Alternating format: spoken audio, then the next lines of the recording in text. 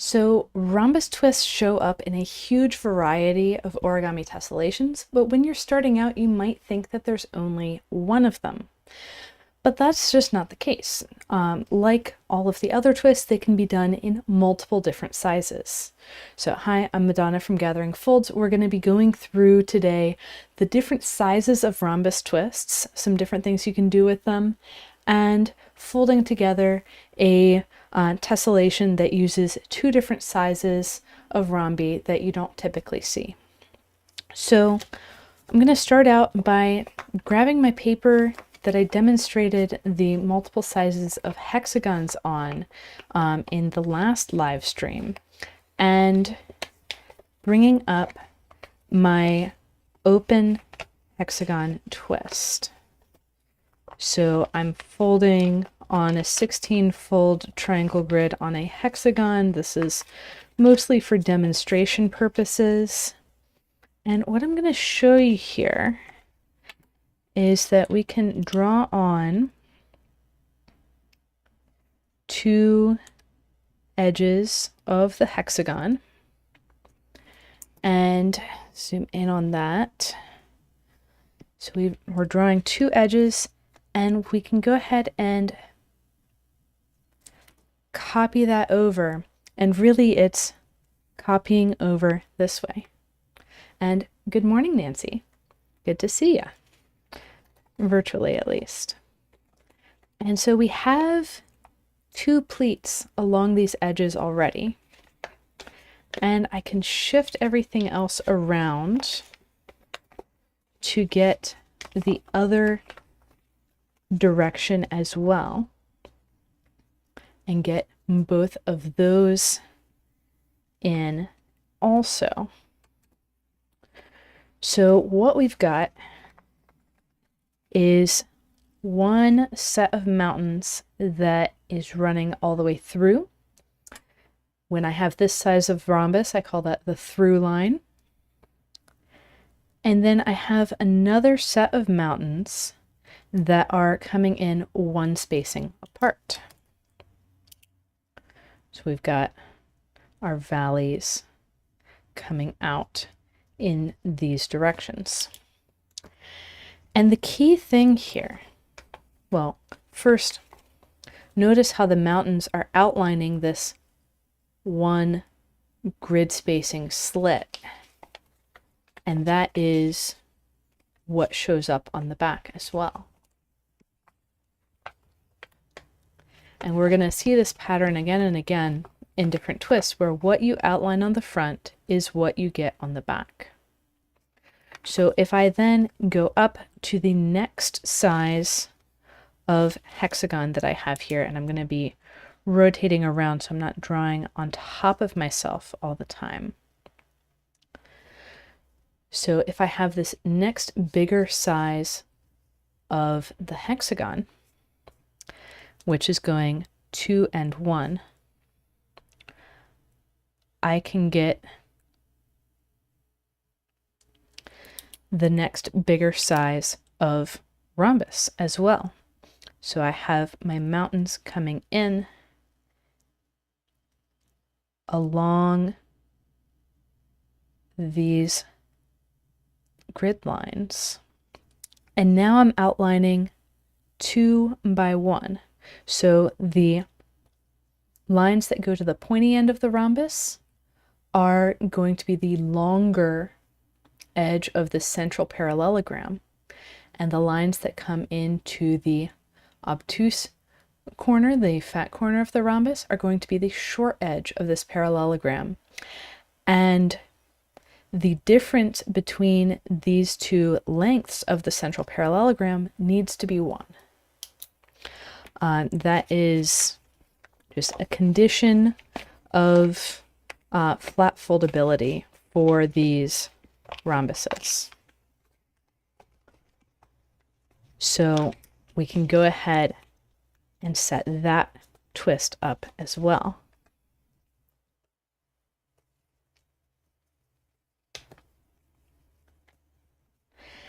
And we can go around to the next set of even more open hexagon.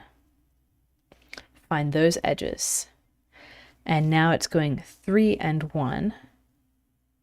Interestingly, they're all still centered in the same location. So a rhombus is very much a third of a hexagon. So all the corners were centered there in that single space. And now when we draw the mountains in, these coming out of the pointy corners are 2 apart. And these coming out of the fat corners are going to be 3 apart. So 1, 2, 3. And we can fold that too.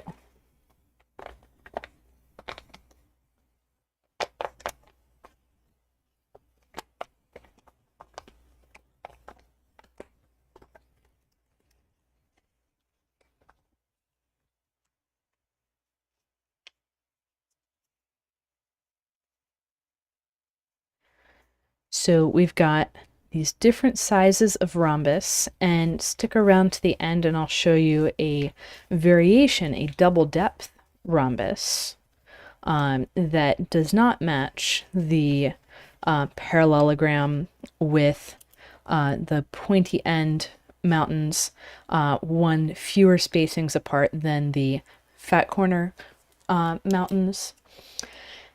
But for right now, what we need is that second and third rhombus, and we're going to go ahead and fold it on our larger grid. So what I've got here is a 32 fold triangle grid on a square. And since we're doing all rhombuses, the triangle grid on a square is the way to go, so that we don't have like super weird shapes in the end. And I'm going to show a weave that Tom Crane likes to use in his tessellations that he uses in his woodworking. So, but I'm going to show it 1 spacing further apart. So we're going to use tube pleat spacing. Tom usually uses 1 spacing closer together, so things are really overlapping. So to get the most out of this grid, I'm going to start near the center, and this is my center point. I'll zoom in now. And I'm going to set up, I'm going to have a mountain running this way, and let's run, let's see, let's do the smaller one off of this, and we'll have the corner coming here. So I'm going to need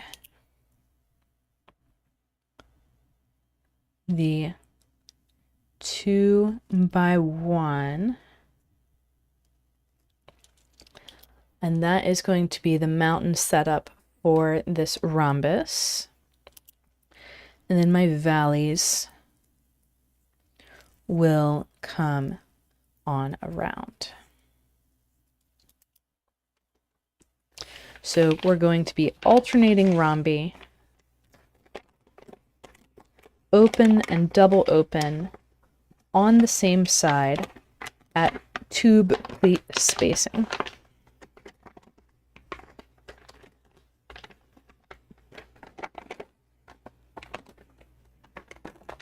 And this is, so this, or a close relative, was one of the tessellations that I reverse engineered when I was first learning tessellations, to fold origami tessellations. And it's one of the ones that helped me see that there are indeed many options of rhombi. Caught that with my bone folder. And we can take a look at the back and see that we do have exactly that 1 by 2 parallelogram outlined on the back. But we're going to continue folding from the front side, and we're going to start by marking our tube pleat. And I know from previous experience mostly that in these weave arrangements, the pointy ends will not be pointy ends on both sides. We'll need to have pointy end from one side, fat end on the other side. So when I set up this next line, I know that this direction is going to be the pointy end. And so I'm going to make it 2 apart and these guys 3 apart, because we're alternating between the 1 and 2 and the 2 and 3. So opening up, I can set up my new twist. And the great thing about these twists is that they look real cool. The terrible thing is they really eat up grid. But so it goes. And we're gonna get our new twist in. And now when we flip over, we can see this new one has a 2 by 3 little parallelogram cutout on the back. So flipping over, I'm going to continue around. I'm going to start with this pleat up here. And I know I need a valley and a parallel mountain. And this new pleat is going to be my my through line, my skinny side. It doesn't go all the way through with these open and double open rhombuses, but it's going to be the one that has just one space of offset. And then the other direction is going to have 2 spaces of offset. So what we typically see when we're folding these is not so much that parallelogram as this anvil shape. Just like with the standard rhombus, you don't see the slit as much as you see these 2 triangle nubs on the side that I call the central diamond. And then we can go ahead and squash that. So once again, we're alternating between the open and the double open. So all neighbors of the double open will be the single open, and all neighbors of the single open will be double open. And so let's pay attention as we open this up to the anvil structure of the double open rhombus. So I've got those 2 spaces apart for the through line. So pointy end comes from a pleat that came from a fat end. And here our anvil is kind of smushed. So these are going 2 in, 1 out. Should sound familiar from the hexagons. So 2 in, 1 out, we get the double open. 1 in, 1 out, we got the single open. And the standard rhombus is more like a slit than a parallelogram. So then coming over here, I'm going to set up my tube again. I know this direction is a through line, and it's going to be single open, so I'm going to shift my mountain 1 spacing. And then I need my 4th pleat parallel to the one on the opposite side. And I know it needs to be 2 spaces off. So there we get our new rhombus.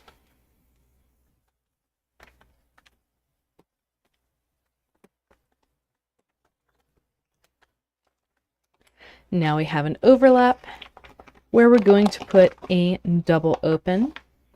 So I notice it's coming in into out 1. The top edge is flat 3, then it's into out 1. And I can verify because this top pleat is forming a tube.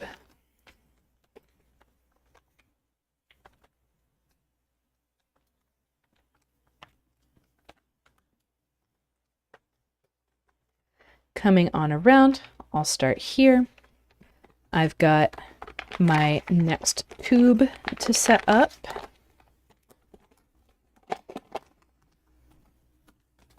Interestingly, these tubes are aligned. That's a feature you don't see all the time. And I know for my anvil, I need an in one, out one. I need 2 flat spacings. And I'm going to copy that on the other side. So I've got a in one, out one, and I've got a 2 flat spacings.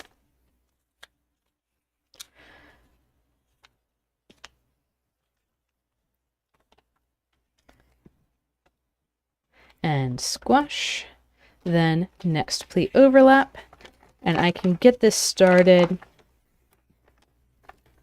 by setting up my tube over here, and I see this is giving me that into out 1 vibe, then the flat 3, then the into out 1, and now we'll set up the next flat 3.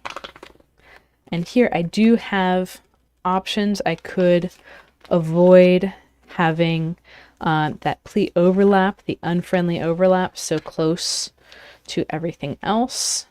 But I'm gonna keep doing what I'm doing and just pop open that unfriendly overlap, pushing from the back, and then setting up my tube pleat that continues out. Tube pleats are such convenient positioning indicators, and this sets up my little anvil to squash the open rhombus twist. So now we've made it all the way around our center. Let's check out what it's like on the back. So we've got these really interesting pattern where we've got these big holes, we've got these little holes, and they're kind of alternating back and forth in different directions. In this direction, it looks like the tubes are going through straight. In this direction, it very much does not. So this is the pattern that we're getting on the back side that I would say is the more presentable side. Zooming back in and continuing to fold, flipping back to our folding side, I'm going to start up top, and I see here that I have a set of 3 parallel pleats and a set of 2. I'll start with the 3, and I can see that this line is the same for both, so I'm not going to need to worry about which direction do I start from. So I'm going to start from the easiest pleat, which is the one furthest from any of the others. This will be a double open, and the shorter direction is coming along, or the shorter gap between mountains is in that direction, and so we can bring that up. So I shifted the mountain 2 spacings over, put the valley on the far side, and then saw where to put my mountain over here, 3 spacings away from the previous one.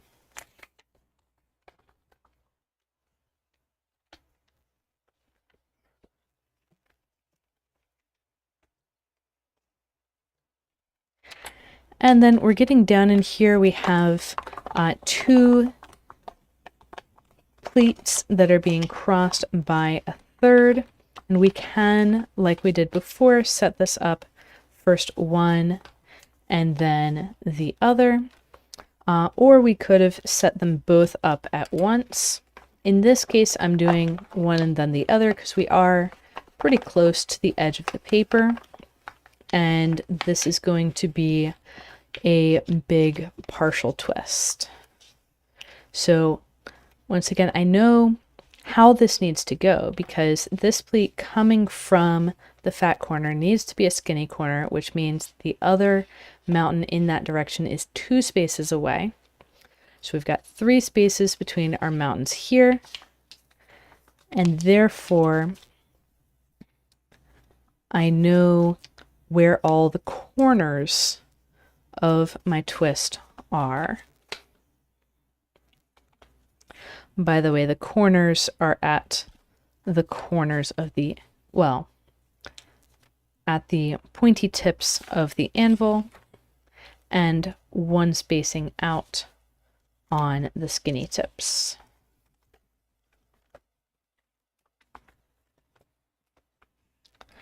And another way of looking at these rhombi is that this is 2 double open triangles added together. This is 2 single open triangles added together. And now we're out in the corner. We don't have to have any other pleats interact with this area, so I may as well finish it. And here I am going to set up both of these partial twists at once, more so I can, well, it's really a matter of visualizing, okay, how far apart are these things going, and do I need to have anything extra come up, or can I just squash them there in the corner? And then over here, we are going to want to pay attention to which order we do things, because this pleat and this pleat are laying down on different levels of the grid. And so if we start here, we're going to run a pleat straight through this. So we'll start down here, need a tube, and then this is going to be the little anvil, and we're crossing a tube pleat, so I'm going to let that come up instead of locking in my pleat, and I want to figure out where that next pleat is going to be before I squash either of those twists. So putting in the tube pleat up here, and this is going to be a pleat overlap that I'll open up later, is going to help me see, okay, this is the direction where there's 2 spacings, therefore this has to be 3. And I'll squash my little twist first, and then the big one.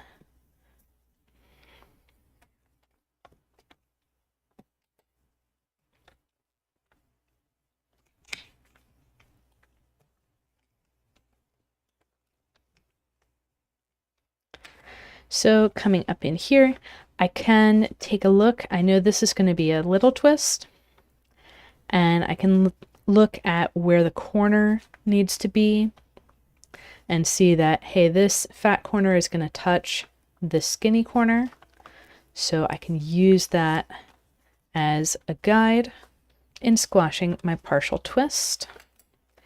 And then we can come over here and say, hey, the same applies right here.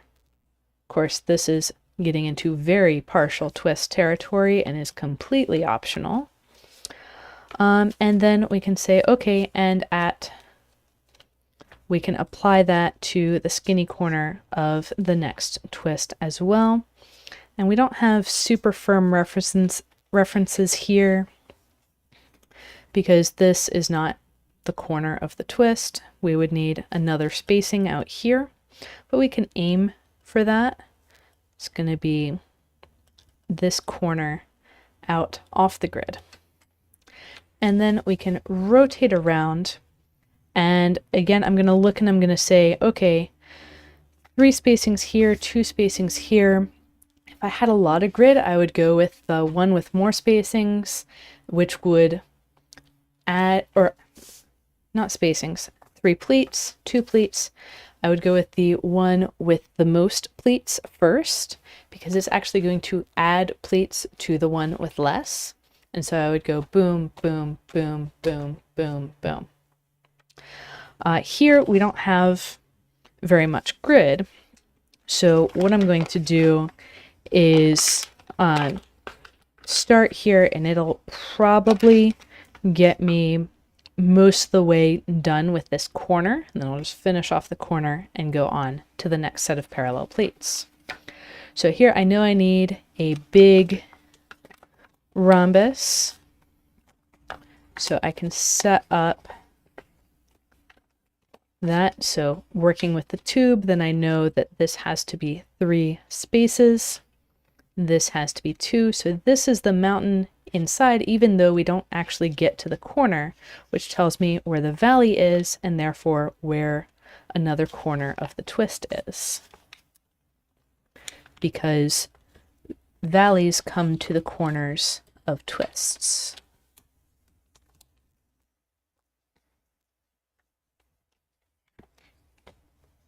And we can squash that twist.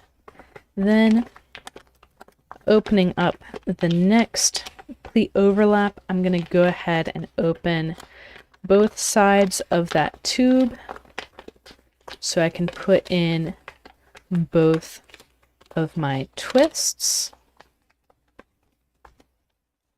and squash.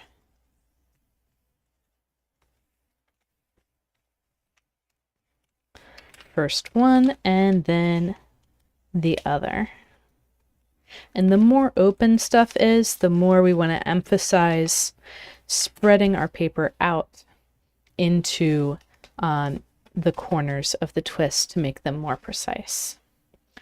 So if I had a lot of grid, I would come over here, do this one, and then add on, layering out like a herringbone. At this point, it's not really going to matter because we're not going to have any new pleats left, but I'll go ahead and do that anyways. And it doesn't matter on this side whether I work from left to right or right to left, but since we're building up, I may as well do left to right. And so I'll start down here, and I need my little anvil.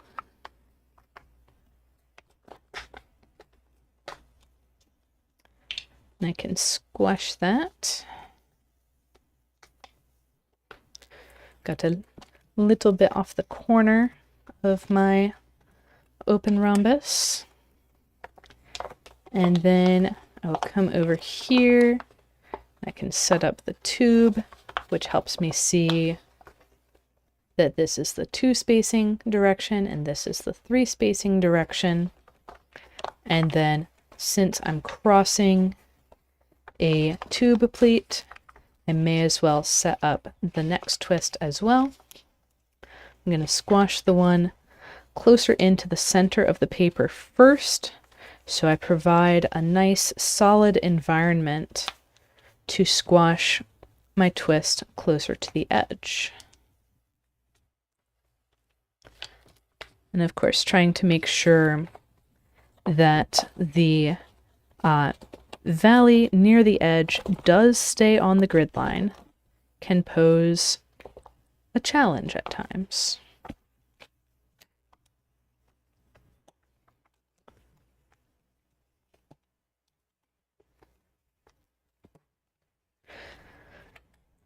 So then I'm free to come back here. If I had a lot more grid, I would do that, but there's just a little bit left in the corner, and so I may as well clean that up.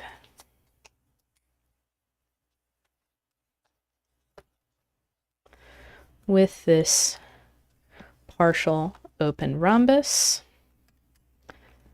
And then there would be a teeny tiny bit on this little flap, but I'm going to leave that flat because I do not have references for exactly where it needs to go, and it's just so teeny tiny.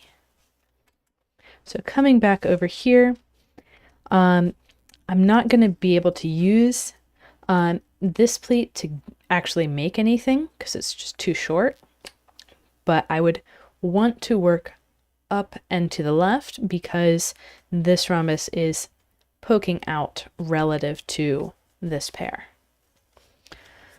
So in simulation of that, I'll start from the bottom here. We're going to have this big double open rhombus that just barely makes it all the way onto the paper.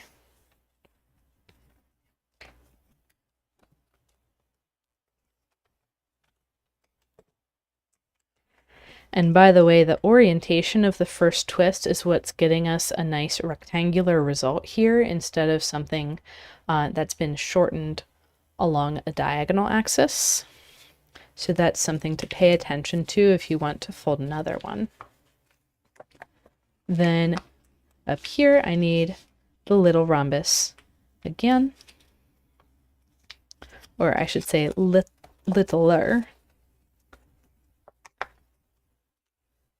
because in most contexts, this is the big rhombus.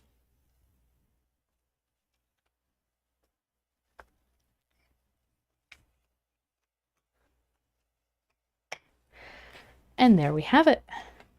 We have a rhombus weave that has alternating open and double open rhombi, and we can do that as much as we want. So the really cool thing about this spacing is that you seem to get these tubes going all the way through. I don't know if that's what shows up when you space things closer or not, but I invite you to try it out and see what shows up for you. So like I promised, there's one more thing I want to show you, which is that, you know how I said that these rhombi were two triangles added together? Well, you can also add two rhombi together. And yes, my paper is a bit drawn up, but we can work with that. And I'm going to fold first.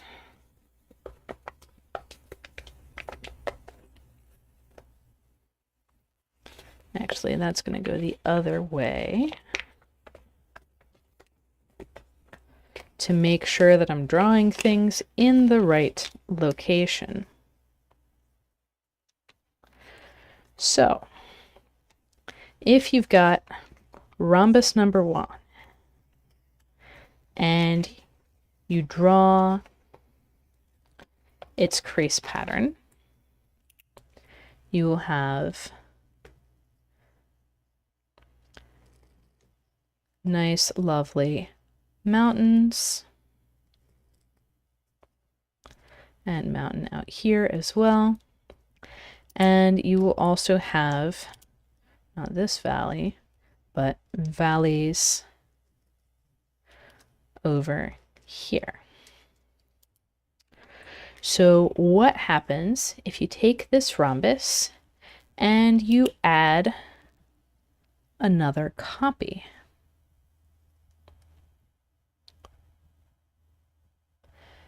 And yeah, sorry, not that copy, but this copy. You can tell this is all very spur of the moment. So we're going to have a new mountain down here where the old valley was, a new mountain out there, a new mountain out through here where that valley was, and then valley, valley, valley.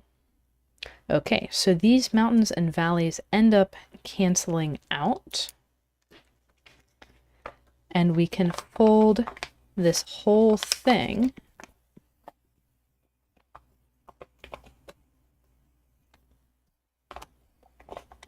And I'm going to bring it up first and then show you the shortcut to remember.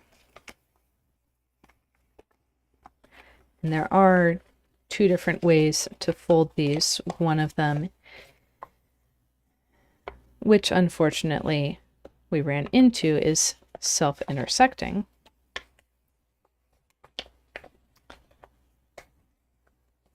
So you can add it this way and it self-intersects, or this is the problem I was trying to avoid when I did it the other way. Turns out I was right the first time. You can add it the other way, and it does not self-intersect. You can go ahead and squash that down flat.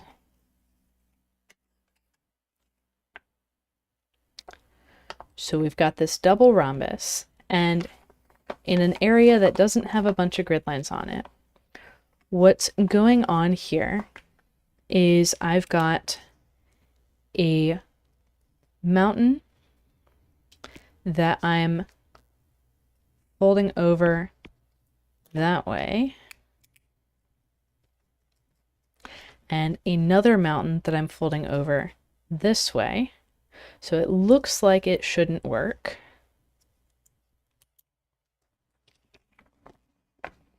Like, you wouldn't expect this to work out.